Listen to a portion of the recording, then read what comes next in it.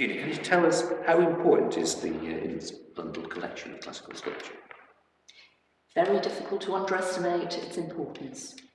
It's really important in terms of both antique and 18th century sculpture in that it's effectively complete.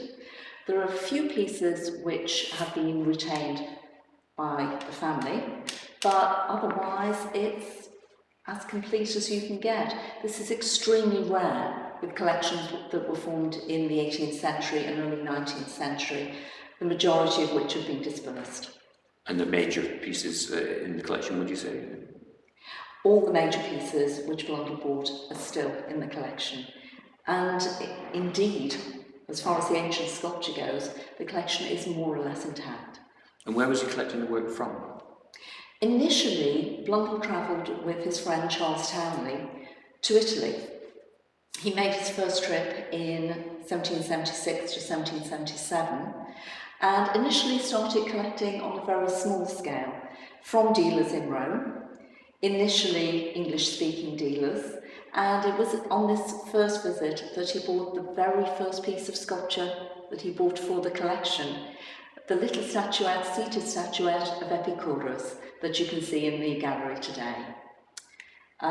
He was very fortunate in terms of timing to be in Rome and collecting at a time when some of the major collections were being dispersed, such as that of the Mattei family, very influential Roman family with links to the papal court.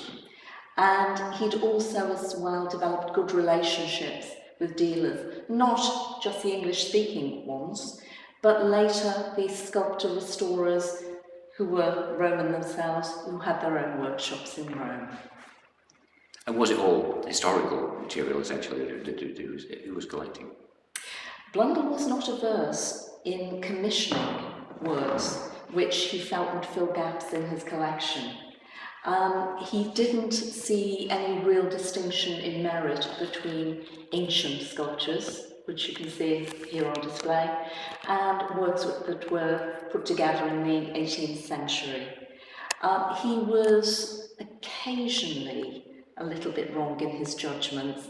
Sometimes he would buy things that he considered to be completely antique, only for modern research to discover that actually they're much more modern than that. See.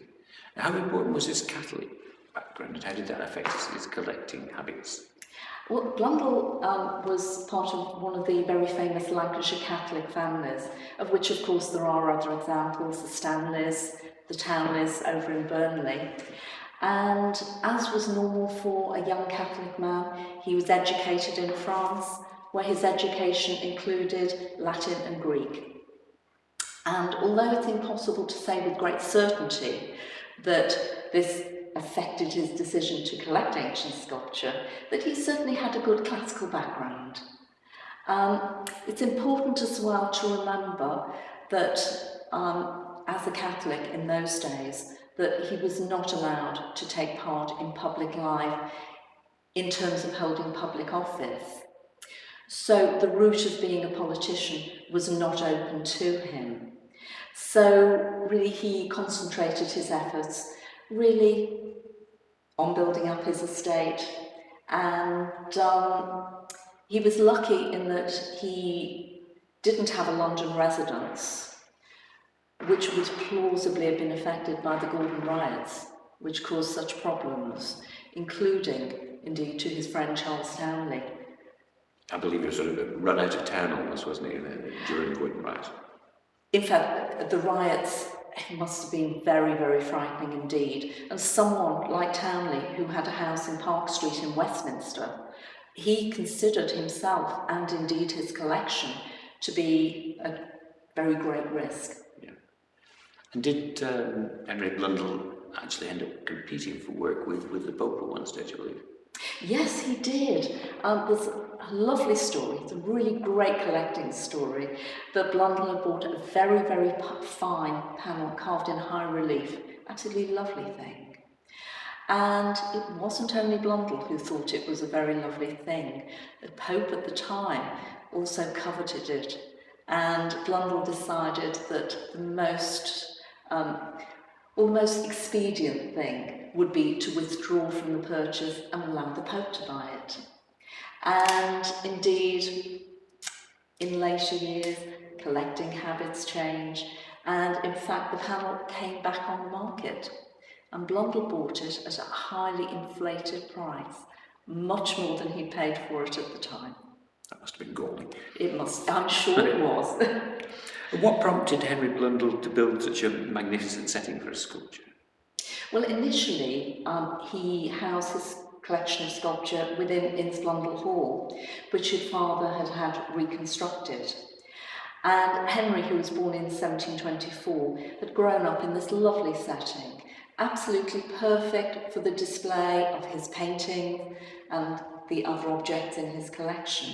However, we know from records that he kept that the sculpture, some of these really large pieces, he tended to display either in hallways or along staircases. Sometimes reliefs were hung like easel paintings, other times statues were in niches specially built. And frankly, by the time that the 18th century was drawing to a close, his collection became too large to be accommodated within the hall.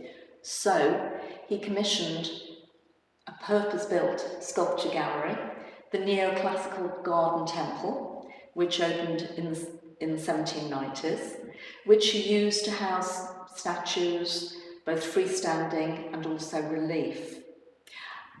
In terms of architecture, it's very similar to other 18th century sculpture galleries at the time. It's a very famous neoclassical gallery at Woburn Abbey. There's another lovely one at Margam Park in South Wales, all built on those classical lines. And then his collections increased even further. And at the beginning of the 19th century, Blundell thought, goodness, enough is enough in the Garden Temple, and decided to follow current fashion and commissioned a building which is based on the Pantheon in Rome, but in miniature.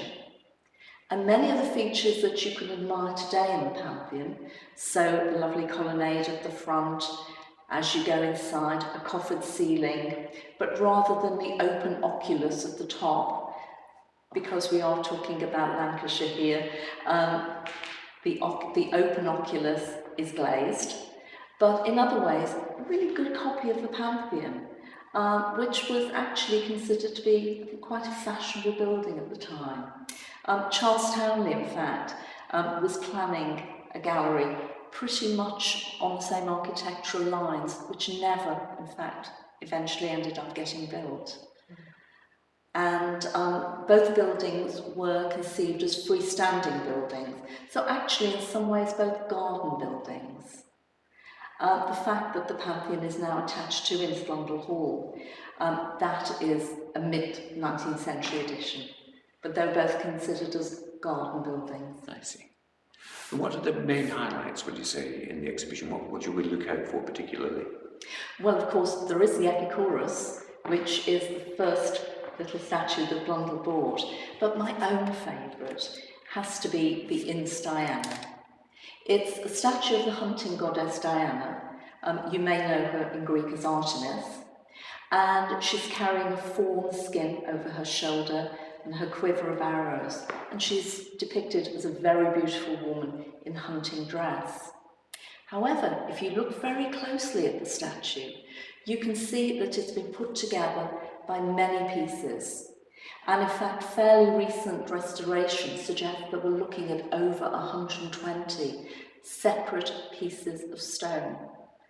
Some of it as old as the 4th century BC, some of it is Roman, but a lot of it is 18th century. And I think it would be fair to say that it's really a confection put together by the Roman sculptor-restorer Carlo Albertini, a really great sculptor in his own right, who decided to make this lovely statue.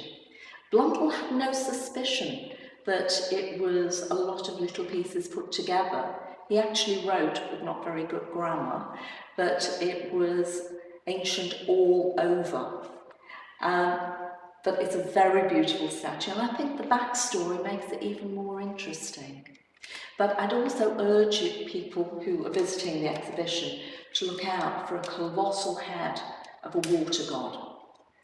I can only imagine how difficult it was to transport such a large piece of sculpture from Rome through to Liverpool, and then of course transport it from the port to Innsblundell Hall together with all the other sculptures. That was great, thank you.